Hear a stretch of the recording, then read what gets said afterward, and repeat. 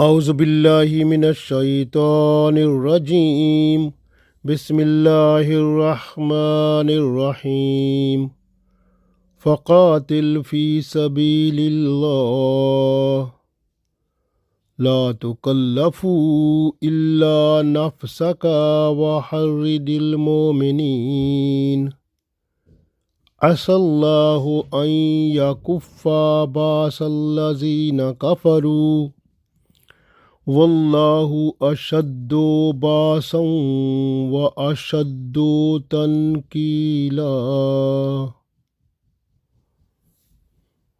عزیز دوستو، السلام علیکم ورحمۃ اللہ وبرکاتہ۔ سورہ نساء آیت نمبر 84 تلاوت کی ہے۔ اس آیت میں اللہ تعالیٰ ارشاد فرماتا ہے، خاص طور پر غزوہ احد میں ابو سفیان نے رسول اللہ صلی اللہ علیہ وسلم سے وعدہ کیا تھا کہ اگلے سال ذی-القعدہ میں پھر بدر کے مقام پر آپ صلی اللہ علیہ وسلم سے مقابلہ ہوگا۔ تو رسول اللہ صلی اللہ علیہ وسلم اس نئے مقابلے کے لیے ذی-القعدہ میں مقررہ مقام پر پہنچنے کے لیے لوگوں کو دعوت دی۔ بعض لوگوں نے دعوت قبول کی اور بعض نے قبول نہ کی۔ تو رسول اللہ صلی اللہ علیہ وسلم صرف 70 سواروں کے ساتھ بدر کے مقام پر پہنچے۔ پڑھتے ہیں آیت کو اور اس میں مزید معلومات ہو جائیں گی۔ ارشاد ہوا، فقاتل، پس آپ صلی اللہ علیہ وسلم لڑیں، فی سبیل اللہ، اللہ کی راہ میں، پس آپ اللہ کی راہ میں جہاد کریں، لڑائی کریں ان کفار سے۔ لا تکلفو، آپ ذمہ دار نہیں ہیں، الا نفس کا، مگر اپنے آپ کے، یعنی اپنے نفس کے ذمہ دار ہیں، اپنے ذمہ دار ہیں، اپنے سوا کسی کے ذمہ دار نہیں ہیں۔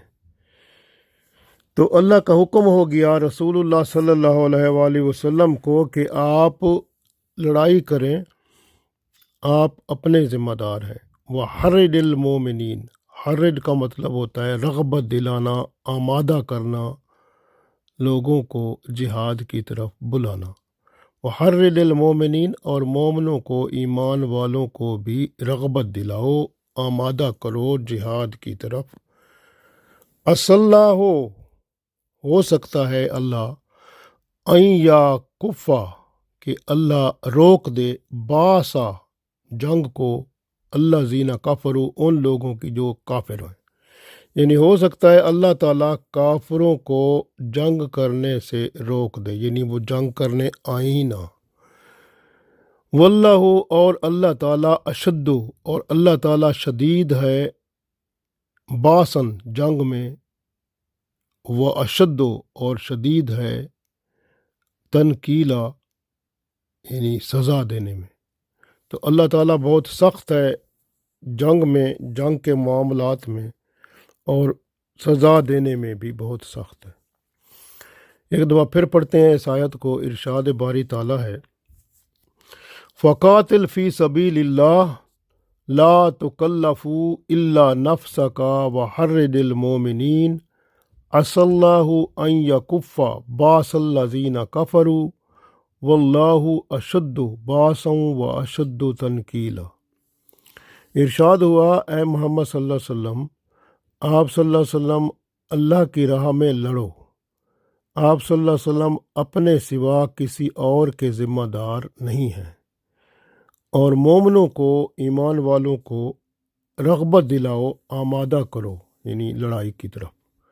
عسى اللہ، اللہ نے فرمایا ممکن ہے اس طرح اللہ تعالیٰ کافروں کی لڑائی، جنگ کو، یعنی روک دے، اور اللہ بہت سخت ہے جنگ میں، اور سزا دینے میں بھی بڑا سخت ہے۔ تو گویا اس آیت میں اللہ تعالیٰ نے ارشاد فرمایا کہ اگر لوگ جہاد سے جی چراتے ہیں، اس کی پرواہ نہ کریں، آپ صلی اللہ علیہ وسلم خود اللہ کی راہ میں کفار سے جہاد کریں۔ آپ صلی اللہ علیہ وسلم صرف اپنے ہی ذمہ دار ہیں، اس لیے آپ صلی اللہ علیہ وسلم اپنے ہی فعل کے ذمہ دار ہیں۔ ایمان والوں کو جہاد کی طرف رغبت دلائیں۔ قریب ہے کہ اللہ تعالیٰ کافروں کی لڑائی کو روک دے اور ان کی قوت کو اپنے زور سے توڑ دے، اور اللہ تعالیٰ جنگ کرنے میں بڑا سخت ترین ہے اور سخت سزا دینے والا بھی ہے۔ مفسرین کہتے ہیں کہ اس آیت کا تعلق بدر صغریٰ سے ہے، کیونکہ غزوہ احد جب ختم ہوا تو ابو سفیان جاتے ہوئے اس نے رسول اللہ صلی اللہ علیہ وسلم سے کہا تھا کہ اگلے سال حج کے موقع پر یعنی ذیقعد میں آپ صلی اللہ علیہ وسلم سے جنگ کریں گے۔ چنانچہ ذیقعد میں رسول اللہ صلی اللہ علیہ وسلم حسب وعدہ بدر کے مقام پر تشریف لے گئے۔ آپ صلی اللہ علیہ وسلم کے ساتھ 70 صحابہ کرام رضوان اللہ علیہم اجمعین گھڑ سوار موجود تھے، اور آپ صلی اللہ علیہ وآلہ وسلم نے وہاں 3 روز قیام کیا۔ ابو سفیان نہ آیا اور وہ مرعوب ہو گیا، اس پر رعب پڑ گیا، کیونکہ اللہ نے ارشاد فرمایا کہ اصلہ ان یکفا باس الذین کفروا، ممکن ہے، ہو سکتا ہے اللہ تعالیٰ کافروں کو جنگ کرنے سے روک دے۔ تو اللہ تعالیٰ نے ابو سفیان میں رعب ڈال دیا اور وہ جنگ کرنے نہ آ سکا، تو کافروں کا جو خطرہ تھا وہ اللہ نے ٹال دیا۔ تو اس لیے اللہ تعالیٰ نے ارشاد فرمایا کہ ابو سفیان جو تھا اس کو اللہ نے اصلہ ان یکفا باس الذین کفروا، تو اللہ تعالیٰ نے اس کافروں کے لشکر کو، ابو سفیان کے لشکر کو روک دیا، ان سب میں رعب و دبدبا اسلام کا، اللہ کے حبیب صلی اللہ علیہ وسلم کا ڈال دیا۔ تو یہ اللہ کی شان ہے۔ اللہ نے فرمایا نا واللہ اشد باسن، کہ اللہ تعالیٰ جنگ کے معاملے میں بھی سخت ترین ہے، وہ اشد تنکیلا، اور سزا دینے میں بھی سخت ترین ہے۔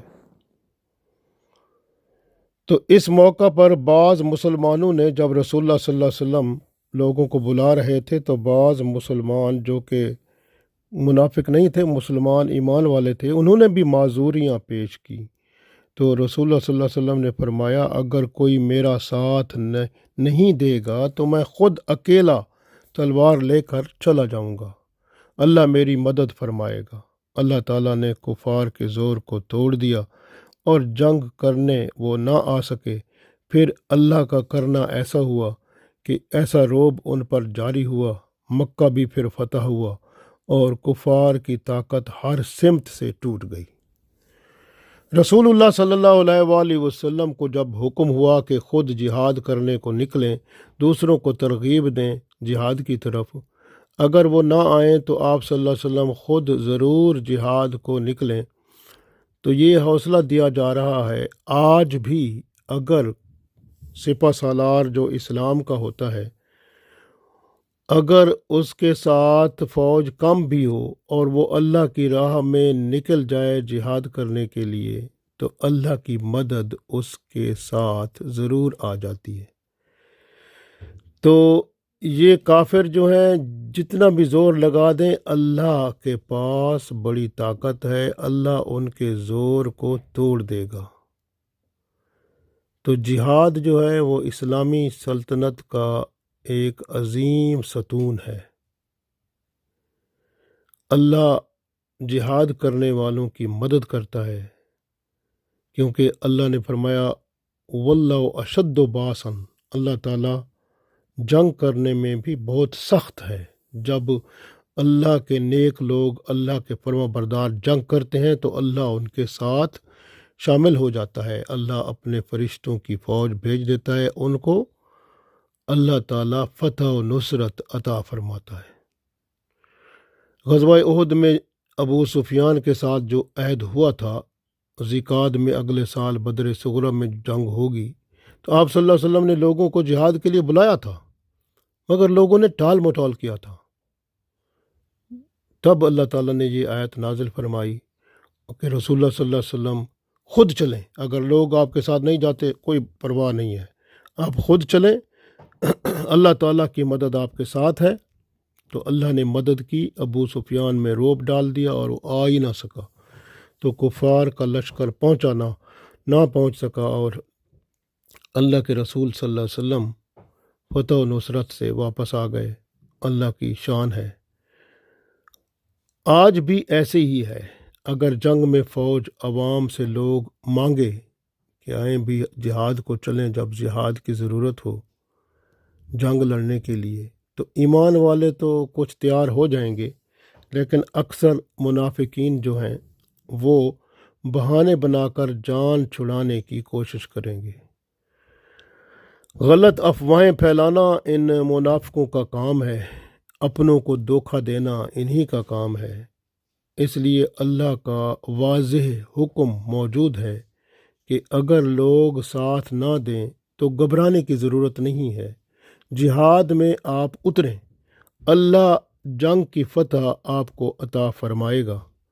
दुश्मन दुम दबाकर भाग जाएगा, माल गनीमत भी छोड़ जाएगा, या वो जंग लड़ने आएगा ही नहीं, क्योंकि उस पर इस्लाम की रौब और दहशत जम जाएगी और वो जंग लड़ने आ ही नहीं सकेगा।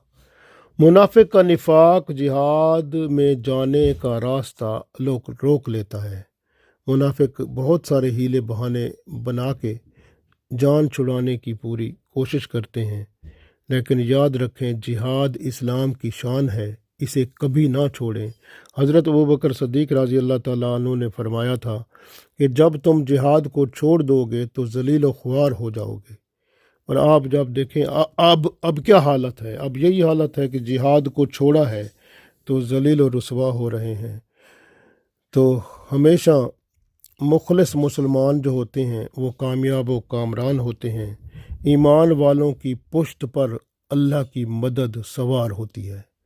जब ईमान वालों का सब सामान हर्ब ख़त्म हो जाता है, हिम्मत जवाब देने लगती है, पुश्त पर सवार अल्लाह की मदद, अल्लाह के फरिश्ते शामिल हाल होकर फ़तह व नुसरत से हमकिनार कर देते हैं।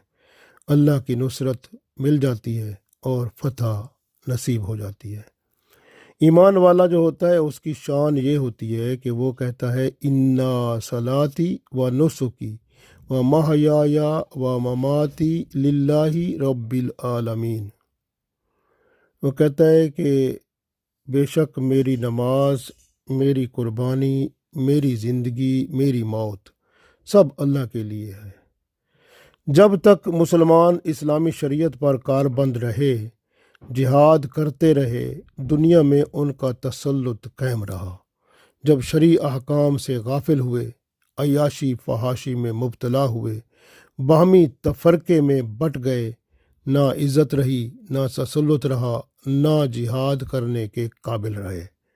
आज ज़रूरत है अपने ईमान को जगाएं और अल्लाह के हजूर पेश होकर तौबा इस्तग़फ़ार करके अल्लाह के साथ अपना ताल्लुक़ मज़बूत करके दीन हक़ की खिदमत के लिए जिहाद में जब आप निकलेंगे तो इस्लाम को आप पूरी दुनिया में रोशन करके अल्लाह के यहाँ सुरखरू होंगे। अल्लाह ताला हम सब को तौफ़ीक दे। आमीन।